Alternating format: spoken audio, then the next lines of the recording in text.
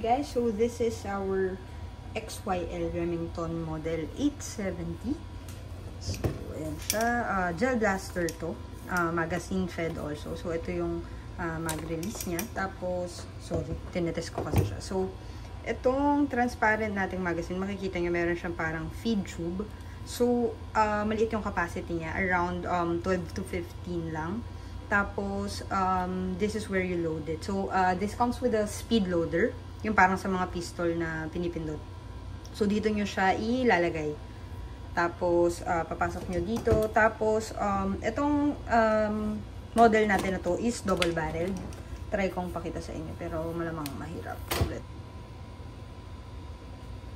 So, double barreled. Itong shotgun natin na to. So, pag isang kasa, yung dalawang barrel is maloloadan ng gels. So, pag tumira ka, dalawang gels talaga yung lumalabas at the time. So, yung material niya is very solid na nylon. Tapos, I think itong part na to, ano ba to? So, I guess ito lang. Itong part na to mismo metal. Pero this one, tuktokin nga natin. So, ito yung blaster natin. So, ito plastic. Ito metal and magnetic. Ito parang metal din pero hindi siya magnetic. So hindi ko sure kung ano siya. Ito not real wood guys, nylon. Although itong meron tayong magandang sling point dito, metal na siya. Itong dulong kulay blue is also metal. This one also. Itong rails and yung mismong receiver, nylon. Tapos ito rin, nylon lang.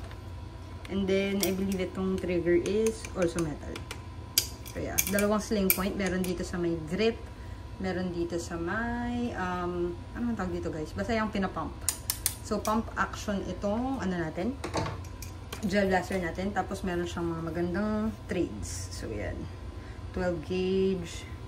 Ito, Remington. Tapos, ito, Chinese, I guess. So, yan. Tapos, test fire natin siya.